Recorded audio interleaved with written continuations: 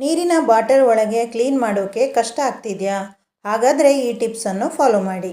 ಇದು ನೀರಿನ ಬಾಟಲ್ ಒಳಗೆ ಕ್ಲೀನ್ ಮಾಡುವುದಲ್ಲದೆ ಬಾಟಲ್ ಒಳಗೆ ಜಿಗ ಜಿಗ ಹೊಳೆಯುವಂತೆ ಮಾಡುತ್ತೆ. ತುಂಬನೇ ಸುಲಭವಾಗಿ ನಾವು ಈ ಟಿಪ್ಸನ್ನು ಉಪಯೋಗಿಸುವುದರಿಂದ ನಾವು ನೀರಿನ ಬಾಟಲನ್ನು ಕ್ಲೀನ್ ಮಾಡ್ಬೋದು. ತುಂಬ ಕಷ್ಟಪಡಬೇಕಾಗಿಲ್ಲ. ತುಂಬನೇ ಸುಲಭವಾಗಿ ನಾವು ಇದನ್ನು ಮಾಡ್ಬೋದು.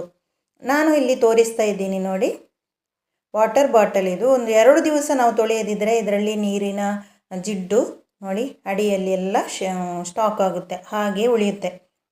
ನಾವು ಬಾಟಲನ್ನು ಡೈಲಿ ತೊಳಿಬೇಕಾಗುತ್ತೆ.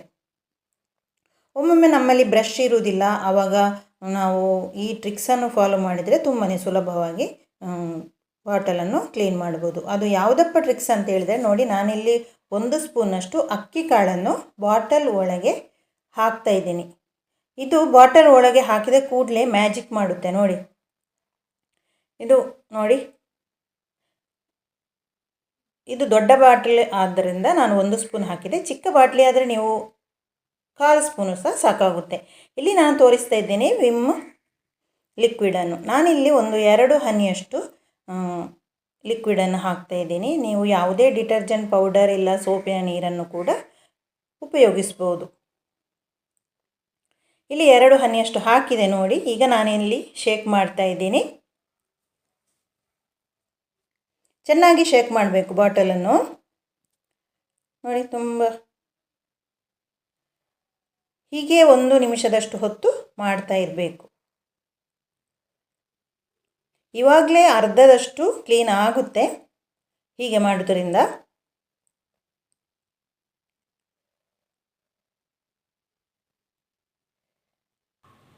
ನೋಡಿ, ನಾನಿಲ್ಲಿ ಇದನ್ನು ಉಲ್ಟಾ ಮಾಡಿ ಹಾಕಿದರೂ ಅದು ಅಕ್ಕಿ ಕಾಳು ಕೆಳಗೆ ಬೀಳ್ತಾ ಇಲ್ಲ.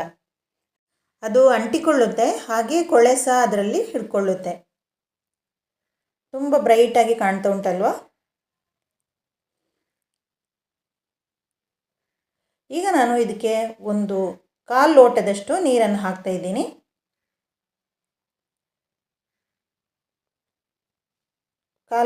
ಲೋಟದಷ್ಟೇ ಸಾಕು. ಈಗ ನಾನು ಮುಚ್ಚಳವನ್ನು ಇಟ್ಟು ಅದನ್ನು 1 ನಿಮಿಷದಷ್ಟು ಹೊತ್ತು ಚೆನ್ನಾಗಿ ಇದನ್ನು ಹಾಗೆ ಕುಲುಕಿಸುವ ಶೇಕ್ ಮಾಡಬೇಕು. ಚೆನ್ನಾಗಿ ಶೇಕ್ ಮಾಡಬೇಕು. ಮೇಲೆ ಕೆಳಗೆ ಅಕ್ಕಿ ಎಲ್ಲ ಕಡೆಯೂ ಹರಡಬೇಕು. ಆವಾಗ ಚೆನ್ನಾಗಿ ಅದರ ಕೊಳೆ ಎಲ್ಲ ಹೋಗುತ್ತೆ. ನಾವು ಬ್ರಷಲ್ಲಾದರೆ ಅದನ್ನು ತಿಕ್ಕಿ ತೊಳಿಬೇಕಾಗುತ್ತೆ. ಇದನ್ನು ತುಂಬಾ ಈಸಿಯಾಗಿ ಮಾಡ್ಬೋದು. ನಮಗೆ ಒಮ್ಮೊಮ್ಮೆ ಬ್ರಷ್ ಸಿಗುವುದಿಲ್ಲಲ್ಲ ಕೈಗೆ, ಆವಾಗ ಇದನ್ನು ನಾವು ಬೇಗನೆ ಮಾಡ್ಬೋದು. ನೋಡಿ ಎಷ್ಟೊಂದು ಬ್ರೈಟ್ನೆಸ್ ಆಗಿ ಕಾಣ್ತಾ ಉಂಟು.